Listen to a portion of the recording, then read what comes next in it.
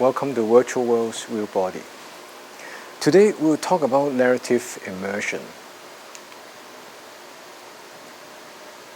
I would like to introduce the robust VR principles. These principles will help you create an effective virtual reality experience or your virtual world. These principles compose of three elements: immersion, interaction, and interface. We'll talk about interaction and interface later. Today we'll deal mainly with immersion. Being immersive is very important in virtual reality, and it comprises of using a certain hardware and certain software. Now, one of the software that we consider is actually narration, and storytelling. Without a certain story, it's hard to engage the user in a meaningful way, and storytelling, it's very effective. Therefore, in all kinds of experience, we should consider having a certain story or narrative. There are three forms of narratives that you should learn in this class. First, when you are doing your group project, you have to tell a story. I don't mean the kind of story like fairy tales or adventure story, but in a way you have to make sense of the whole idea or the concept behind your experience or this virtual world that you're creating. You have to create a kind of backstory of the intention of why you do this. This is a kind of telling story to convince the audience or your user why this is being made or created. You tell a story. So the group project will comprise of convincing the user or the viewer of your virtual reality experience. What's behind it? There is skill involved in presenting these ideas, and therefore we can call this a kind of story to entice the user of what's the meaning of your virtual world. On the other hand, when you present your ideas, you should present it in a way with narration and narrative so that people can follow through and have a certain narrative thread that they can understand from the beginning to the end. Finally, when you're doing your essays, it's also a kind of storytelling that you should learn to create a sense of argument, to flow through the ideas of your thinking and present it clearly to the people what you're talking about. We will talk about content. Content is very important for virtual reality. What is content? In fact, storytelling is part of content. And we will tell you what are the characteristics of storytelling, some examples of form and the medium, and the meaning behind it. So when we talk about content, these are the things that makes up of the meat and the core of a certain experience. When people consume certain content, they feel fulfilled. They gain something, or maybe knowledge, or maybe some kind of data. They find meanings or kind of resonance and certain wisdom, things that they can make use of. Food for thought. It inspires them to expand their horizons on their knowledge of the world. These are content. And how they use it or how they gain it is by the process of the experience, or by storytelling, or by a certain installation, or by a certain VR construct. Storytelling is really the oldest form of the virtual. When people are hearing a story, they construct and imagine a certain world in the story, in their mind. It's a mental world, but still, it's not the real world. is the virtual world.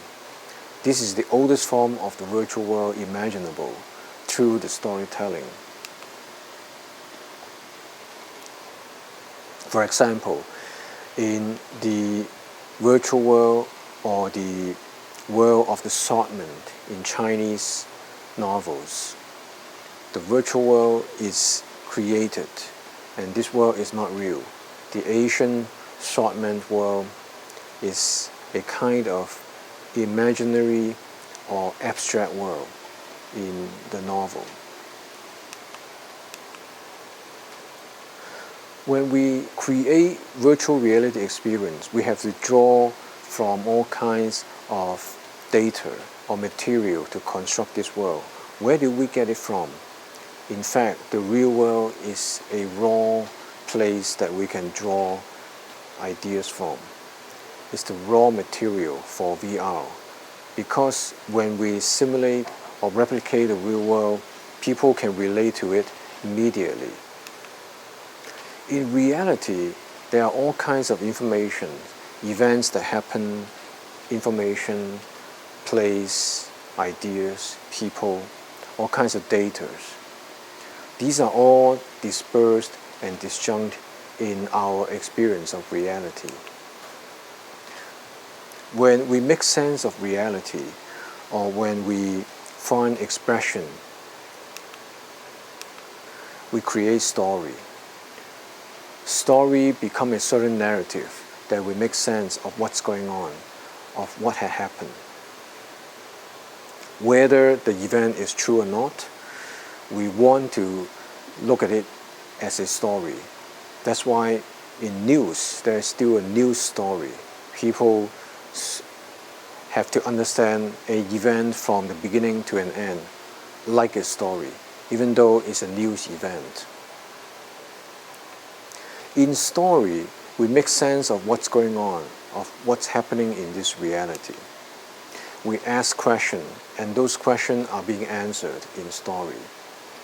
In effect, we find the truth in the story also, because it provides solutions and answers to the quest that we are looking into this big reality that we may not understand or full of mystery or unknown. Story, in effect, when we listen to a good story, when we believe in it, it will become our belief system. We believe in it. And eventually it will become a value that we value, treasure. So we link up one event and second event and the causality of these happenings and make them into a story. That's what happens when we link things up and make the connections, connecting the dots. The story becomes these connections. In a characteristic or structure of a story, we have a setup that is the beginning condition of what happened, a character that facing certain situation, maybe a problem, maybe a difficult situation, a solution that is requested, or searching for something. And then there's a climatic struggle. At a certain point, we want to find out whether the character is successful in looking what they set out for in the beginning of the story or not. And finally, there's a resolution, a turnout of what really happened. It's the closure of the story.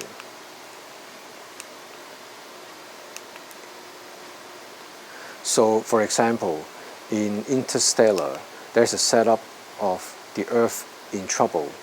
Some kind of disaster is happening where the human race has to go in space to look for a new home. And therefore the character is motivated to search and go into space. In the climatic struggle, there is a trick to travel through space because of the long distance and the time involved. The character has to come back and tell the people on Earth whether they are successful or not. The resolution being that they have found a new place and they have to communicate with the new settlement to the new planets. And therefore a structure of the story is always present to create a sense of closure and fulfillment of the story when the viewer experiences it.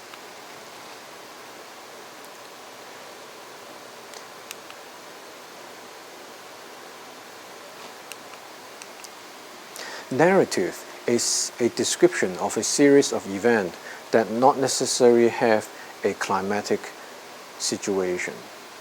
It's just a continuing description of what's happening next. And yet a narrative could have meaning to the audience also when the narrative resonates with the experience of the audience. When we identify with the people in the narrative, in effect, we identify and endorse the value being conveyed through the narrative. So in effect, story is a smaller subset of narrative, where story usually has a dramatic structure.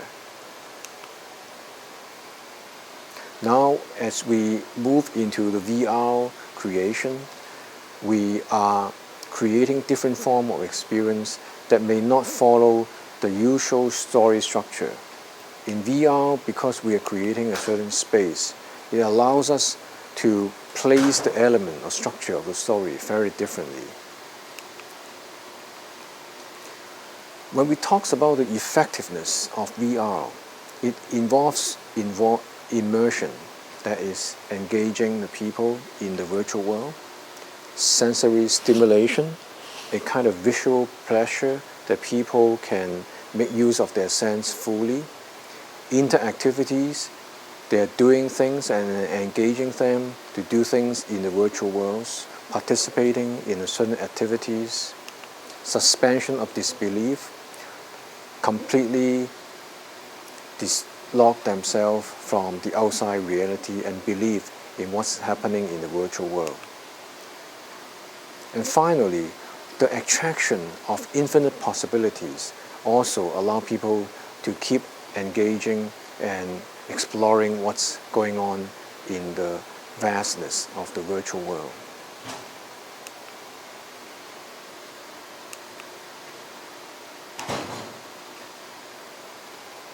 And so here we will stop here before we move on to talk about different forms and ways to compose a story and how story is being integrated into virtual reality experience.